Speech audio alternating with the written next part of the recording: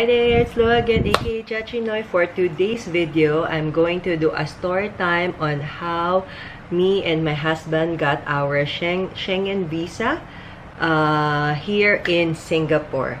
And if you are watching this and you would like to learn how to do it and how we managed to do it, then keep on watching. Hi there, this is Lu again. Okay, a bit of a story time for today. We are, me and my husband are Filipinos who are permanent residents here in Singapore, and we decided to go to Europe without our kids. It's just me and my husband only. So I'll let you know how we managed to apply here in Singapore.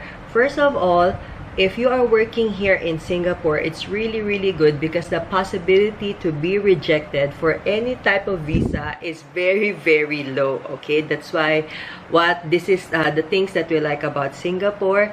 And I made several videos on why I love Singapore so much, because this is one of these.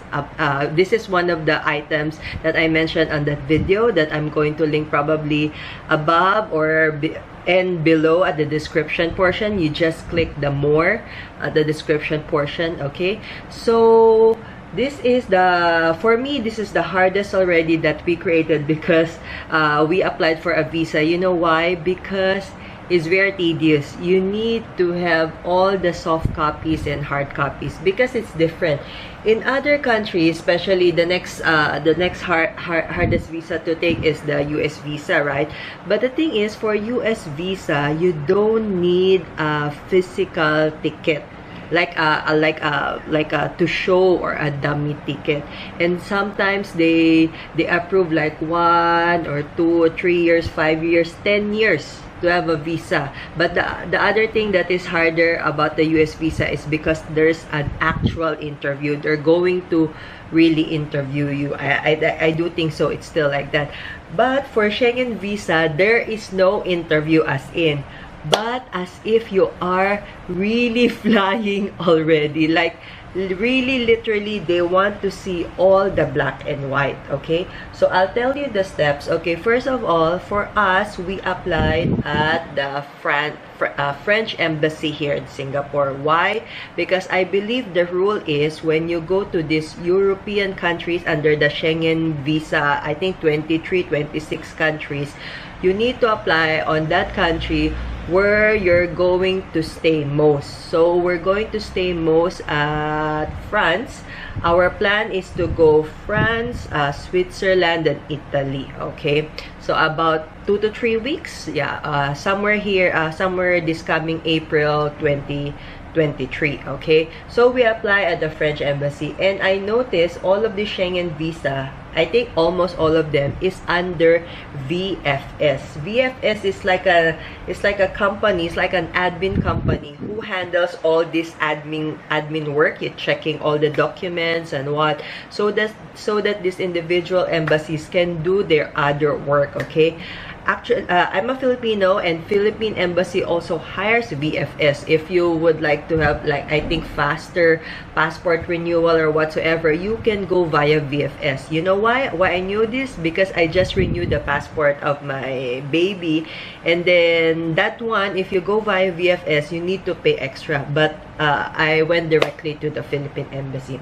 Anyway, so yeah, that's it. That's the first tip. You check first which country you will be the longest. So me and my husband applied at the French embassy, and then we went, you can just Google like for VFS France, or how to get France visa from Singapore, like that. And then I got this website, which I'm going to link it here. It says here france-visas.gov. Okay, and then it will even give you like a 3-minute test if you need a visa. But for me, for a Philippine passport, sure, I need a visa and the applicable fees and whatsoever. Okay, and then the next step is start your visa application. Okay, just to let you know, guys, the whole, hang on, I'm just clicking my my computer. The whole application is very easy. It's just that you need to be meticulous and everything is on the ball, okay? So you need to go to the visa application website and create an account, okay? Create an account and then you type in all your information there, the normal, the passport number, name, etc., whatsoever. But the hardest part for this thing is that because you need to get everything, as in everything, you need to print it black and white, okay? And then of course the usual, you need to book online and then show up. The physical office of the French and Austria and Germany embassy is at the 79 Anson Road, which we almost got lost from our what they call this appointment. When you have all your documentations already on hand, then you need to do it in chronological order. Then you can just show up on your appointment date, okay? So you need to manage your time so that before your appointment date you have all these things, okay? So let me just check, okay? So this one, when we went to the what do you call this, the 79 Anson Road, let me just check, okay? Okay, so just to let you know, guys, for Schengen visa, it will take 5 working days. So we gave it like before Chinese New Year, and then of course it eats up the Chinese New Year because the Chinese New Year is a public holiday. Then it's even a weekend, so it took more than 5 days for us. That's why you need to check 5 working days. So for example, if you have given it on a Friday, of course, Saturday, Sunday is not counted, and then you count Monday, Tuesday, Wednesday, Thursday, Friday. So by Friday, you will receive it, okay? So the best way to go there is the Tanjong Pagar MRT, and then take exit H. H means Hong Kong, okay? Then after then you just walk. Then after the McDonald's, you will see the 79 Anson Road, and then it's on the 15th floor, 15th floor. When you go there, it's really the VFS office. You know why? Because they have small offices only, and then this 15th floor, they have other countries as well, the other Schengen visas as well. So that these people, they're there to check all our documents. So what are the usual documents? Of course, you need to bring your physical passport, and then photocopy of the passport page, and then the usual, I think they need like, I think 5 pages of the empty pages of your passport, then the usual 6 months validity of the passport. You can just download it online, but the hardest part is that everything, you need to reserve it. So for accommodation, I highly suggest booking.com, okay? Why? Because at booking.com, they have a lot of hotels that you can just reserve and then put your credit card, but money is not yet taken, okay? They have a deadline there on when you can change or cancel your booking. So everything, all the accommodation, we made it at booking.com. It's just reservation only, okay? And then the next one is your flights and your trains, right? For flights, you can just really reserve it. We took SQ, okay? Just reserve only, so you don't need really a dummy ticket per se, okay? You don't need to literally buy the ticket, because what if you got rejected on your visa, right? You don't want like $2,000 times 2 people to be wasted, right? Anyways, you just reserve it, and then yeah, just print it out. And then what else? Of course, they need your bank statements, 3 months bank statement. Okay, please note, guys, your bank statement should have a name and an address, okay? Because I download it from DBS. Of course, it just says the review bank statement, 3 months. I print it out, and I didn't know that my husband did the same thing, but I think he went to another thing that he pressed. You know what? His bank statement, his latest 3 months bank statement, it doesn't have a name.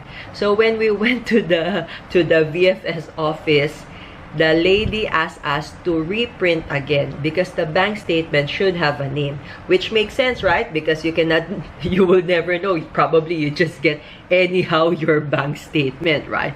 So anyway, so yeah, that's about it. So he was asked to print. So there is like a small cubicle so that he can go inside and then just download and email the lady, and then she will print it out. And please note, guys, they are very nice on this one, but every page is chargeable. Okay, I'm telling you guys, everything is chargeable. So I think that one, I don't know, 30 or 50 cents per page.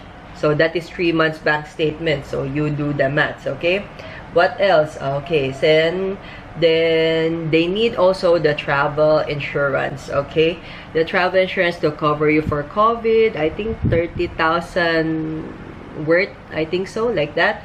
So this one, the travel insurance, this is for us, this is kind of the hardest part because there is no such thing as travel insurance. Okay, that is for show. That is a dummy. That's why I bought literally a physical travel insurance from my agent from AIA, and then I just asked them to refund it because I don't have a physical ticket afterwards. Okay, because this one for travel insurance, I don't think so there's a dummy insurance. I do know, however, that my other colleague, my Indian colleague, recommended me to another travel insurance because it says there that this is like the accredited by the Schengen countries, like that, and if you really got rejected on your visa, they will really refund you, stuff like that. But I'm not comfortable because that is not based in Singapore, that is based in overseas. So if really shit happens or I need to claim, I don't want to talk to like a robot or somebody, you know, overseas to get those claim and have like a toll-free number whatsoever. Here in Singapore, it's very safe. There's a lot of credible insurances. That's why I want to stick with my current insurance. That's why I took it from AIA Travel Insurance. Okay, for this one, because we had the we had it edited, and then the AIA cannot manage to edit it on time before our appointment date.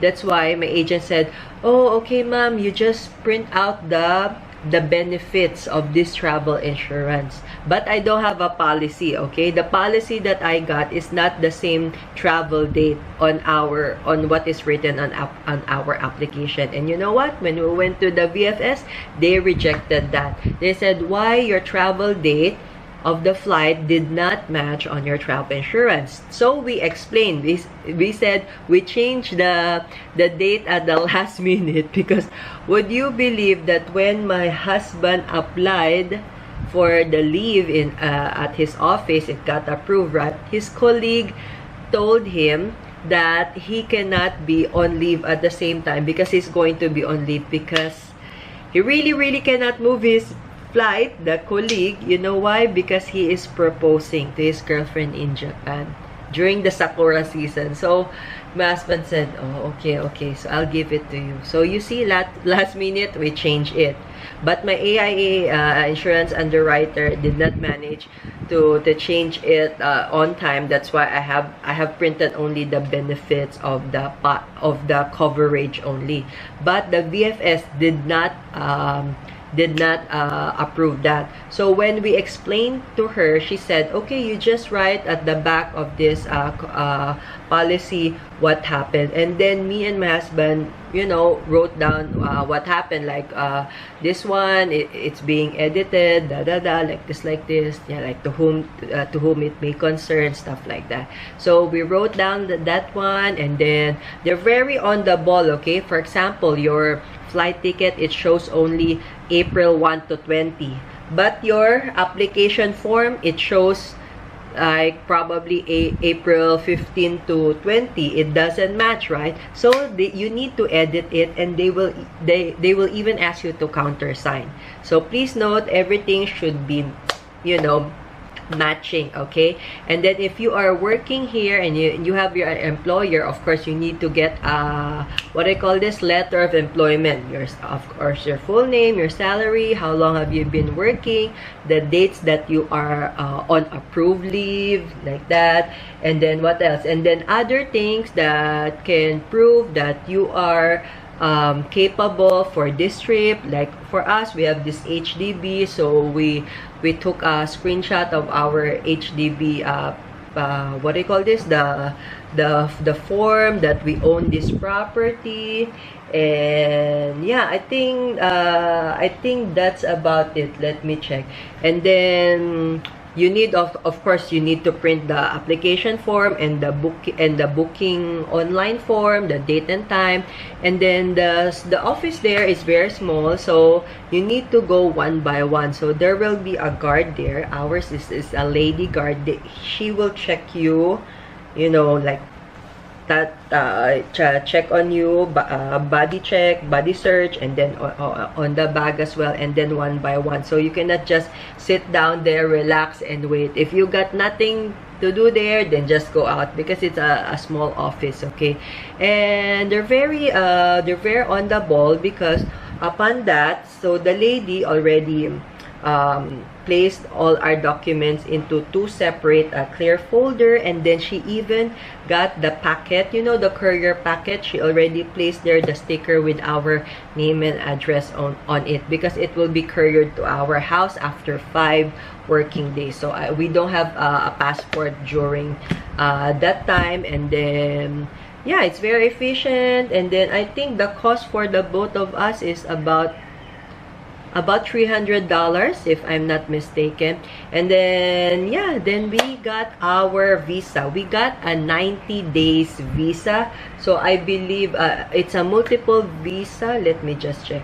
Yeah, it's a multiple visa. So always take the multiple, because it will say there single, double, or multiple on the application form. So we always take the multiple. So this one we got approved for 90 days, and then I believe maximum you need to be there like 30 days, stuff like that. So we can travel between April 1 to May 16. So that is our goal.